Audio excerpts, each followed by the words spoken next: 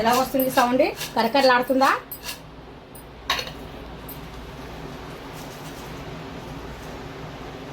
చూస్తున్నారు కదా.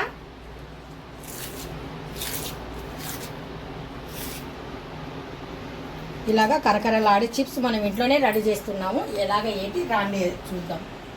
అస్సలాముఅలైకుం వరహమతుల్లాహి వబరకాతుహు. Hi hello, welcome to my channel అండి. పిల్లలైతే ఇంకా చిప్స్ అనేసి చాలా మానం చేస్తుంటారు కదా. అలాంటి పిల్లలకైతే మనం ఇంట్లోనే ఇలాగైతే ఇంకా చిన్న పొటాటోస్ అయితే తీసుకున్నాను, బేబీ పొటాటోస్. ఇవైతే ఇంకా పై పొట్టు అయితే ఇంకా తీసేసాను. జస్ట్ ఇప్పుడే పై పొట్టు తీసిన తర్వాత ఇంకా కడగలేదు నేను. ఫస్ట్ మనం చిప్స్ చేసిన తర్వాత అప్పుడు మనం కడుగుదాము. ఇప్పుడు చిప్స్ మనము మన చిప్ కటర్ మన దగ్గర ఉంది. ఇప్పుడు మనం పొటాటోని ఇలా పెట్టేసి చక్కగా చిన్న చిన్న పీసెస్ అయినా పర్వాలేదు. మన దగ్గర పెద్ద పొటాటోస్ ఉన్నా కానీ సరే, మనము కొండ దుంపలు దొరుకుతాయి చూడండి. కొండ దుంపలు అంటే ఇంకా మనకు చిప్స్కి చాలా మంచిగా, నిజంగా అంటే మనం బయట కొన్నట్టుగా ఉంటాయి, కరకరలు ఆడిపోతాయి అనమాట. మనం వండుకునే బంగాళదుంపలు వేరు, ఇవి వేరు అనమాట. ఇవి కరకరలు ఆడిపోతాయి. కొండ దుంపలు అని చెప్పాలి. కొండ దుంపలు అని చెప్తే కనుక మనకు బయట బండిల మీద అమ్ముతారు కదా చిప్స్ షాపులలో, వాళ్ళు అవే వాడతారండి. అందుకనేసి ఆ దుంపలు వేరు, ఈ దుంపలు వేరు. మొత్తానికి మనకు చిప్స్ కటింగ్ అయితే అయిపోయింది. ఇంత పల్చాగా రావాలి. చూస్తున్నారా, నా వేళ్ళు కూడా ఇక్కడ పక్కన మీకు కనిపిస్తున్నాయి. ఇంత పల్చాగా రావాలి. ఇప్పుడైతే ఇంకా మనము వాటర్ అయితే ఒక గిన్నెలో పెట్టుకున్నాము. ఆ వాటర్తో మనము కడిగేద్దాము. కాకపోతే ఇంకా ముందుగా మనం కొద్దిగా ఒక పావు టీ స్పూన్ సాల్ట్ యాడ్ చేద్దాం.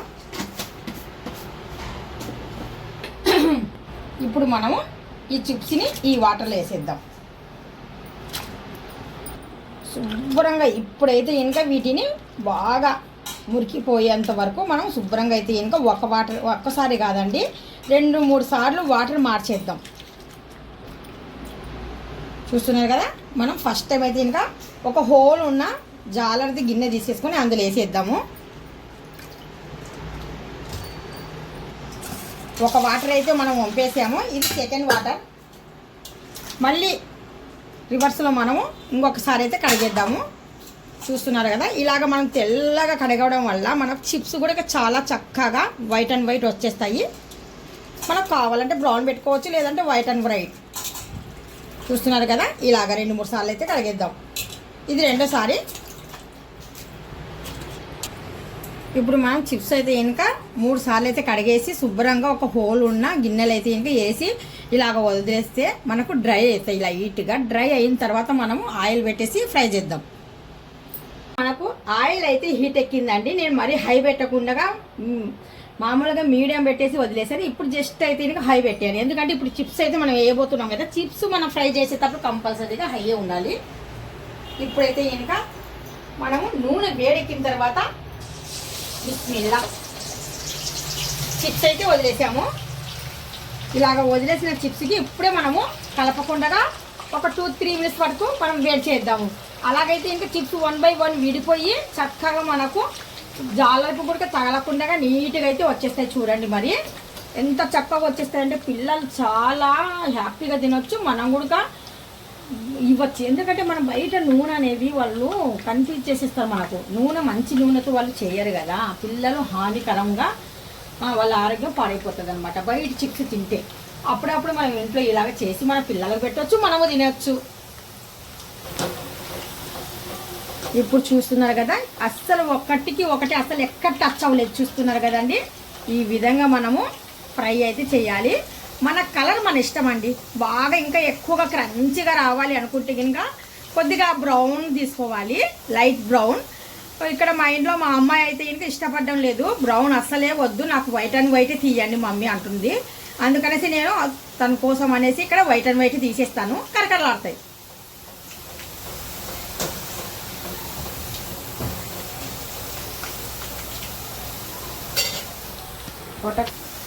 చూస్తున్నారు కదండి. ఈ విధంగా ఉన్నప్పుడు మాత్రం నేను తీసేస్తున్నాను. మా అమ్మాయికి ఈ రకమైన చిప్స్ అయితేనే ఇష్టంగా తింటుంది. మరి ఎక్కువ బ్రౌన్ చేసిన కంటారా అస్సలు ఇష్టపడదు. అందుకనేసి నేను ఈ కలర్ రాగానే తీసేస్తున్నాను. ఇప్పుడు బాగా కరకరలాడతాయి. కాకపోతే కొద్దిగా సేపు మనం వెయిట్ చేయాలి. ఆయిల్ అనేది కొద్దిగా డ్రై అవ్వాలి కదా. చూస్తున్నారు కదా. ఇప్పుడు మనకు ఈ ఆయిల్ కూడా బాగా డ్రై అవ్వాలంటే ఇంకా మనము ఈ ఆయిల్ని తీసుకుపోయి ఈ జాలర్ని, ఇక్కడ ఆయిల్ టిఫినే ఉంది నా దగ్గర, దీని మీద అయితే ఇలా పెడతాను. 1/1 ఆయిల్ అనేది అందులో డ్రాప్ అవుతుంటుంది. ఆ లోపు మనం ఇక్కడ చిప్స్ రెడీ చేస్తుందాము. కొద్దిగా ఒక 10 నిమిషాలు ఓపిక్గా మనం ఇలా చేసామనుకోండి, పిల్లలు హ్యాపీగా తింటారండి. మొత్తం ఇంకా ఫ్రై అయిన తర్వాత చూద్దాం. ఇప్పుడు మనకు చూడండి సౌండ్,